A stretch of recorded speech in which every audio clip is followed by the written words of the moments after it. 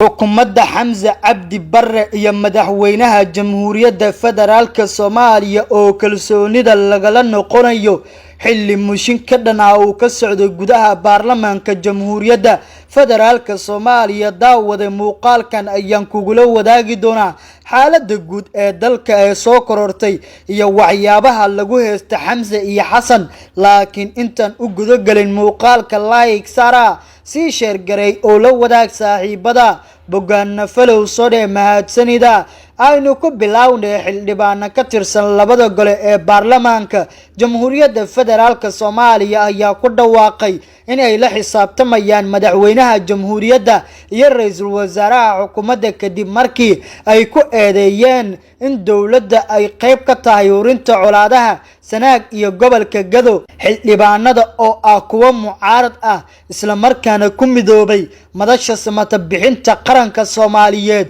waxa ay si aad u cambaareenayaan falalka foosha xun iyo xasilooni darada ay dawladda Xasan ka wado deegaanadaasi oo markii hore ahaa kuwa ugu nabdoon dalka gudihiisa ayaa lagu yiri bayaanka ay soo saareen haddaanu nahay xildhibaanada labada gole waxaan kula xisaabtami doonaa xukuumadda tallaabo kasta oo fulaan guracan ay ku hoolan tahay gaar ahaan dhibaatooyinka ay ka wado gobolka Sanaag iyo gobolka Gado ayaa lagu yiri bayaanka ay soo saareen xildhibaanadani mucaaradka kuwaasi oo si aad u cambaareeyay falalka dawladda ay sheegeen inay wado sidoo kale waxa ay sheegeen in gobolka Gado si ula kaca loogu daabulayo ciidamo fara badan isla markaana halkaasi looga wado abaabul colaadeed iyadoo la doonayo in lagu qalqal galiyo dadka deegaanka oo markii horeba la daalaadhacay dhibaatooyin nololeed waxaan bulshada Soomaaliyeed la socodsiinaynaa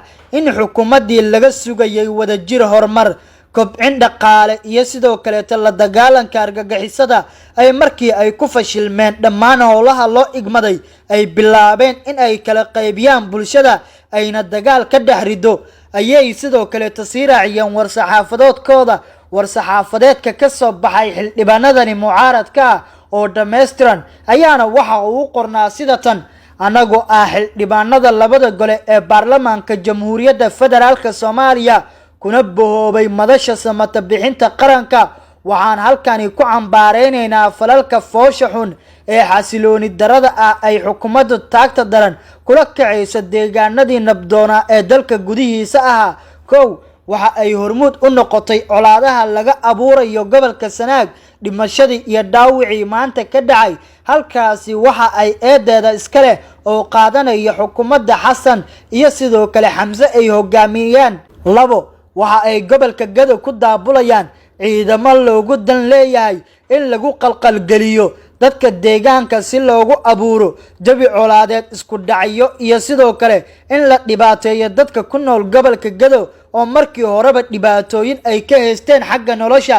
saddex waxa ay gabi ahaanba joojiyeen duulimaadyadii tagi jiray gobolada Gado iyo Doolow waana dulmi loo geysanayo dadka shacabka isticmaalka siyaasadeedsan ee duulimaadyada gudaha waa kuwa ka soo horjeeda dastuurka iyo sidoo kale xeerarka caalamiga ah ee Soomaaliya ay saxiixday ayaa lagu yiri bayaanka sidoo kale war-saxaafadeedka ayaa waxa la sii raaciyay haddaba waxa bulshada Soomaaliyeed la ogeysiinaya amba aynu la socodsiinaynaa in xukuumadii laga sugayay wadajir horumar kobcin dhaqaale iyo sidoo kale la dagaalanka argagixisada markii ay ku fashilmeen dhammaan howlaha loo igmaday ay bilowday in ay kala qaybiso bulshada dagaalna ay ka dhaxrido sidii ay ugu cunaqabateen lahayd shacabka Soomaaliyeed gaar ahaan deegaanadii nabdoona ee ka caaganaa argagixisada ayay ku yiraahdeen xildhibaanada bayaankooda waxa hubaal ah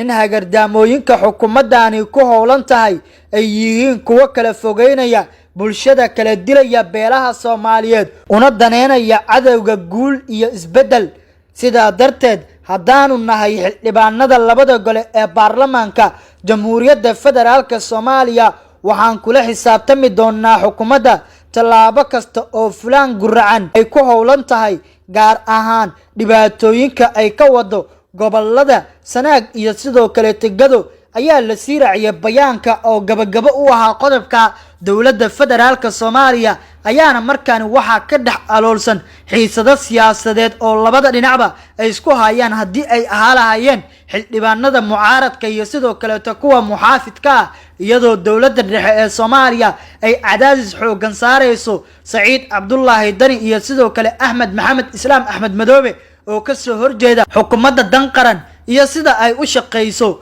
iyagoo sidoo kale sheegay in dalka uu u baahan yahay in la samata bixiyo dowladda Soomaaliya ayaana muddooyinkii ugu dambeeyay lagu dhaliilayay in ay wado colaado ay ka abuureyso gobolada Sanaag iyo sidoo kale Gado daawade haddii aad soo gaartay dhamaadka muuqaalka like saara sii share garay oo la wadaag saaxiibada bogaana follow soo mahadsanida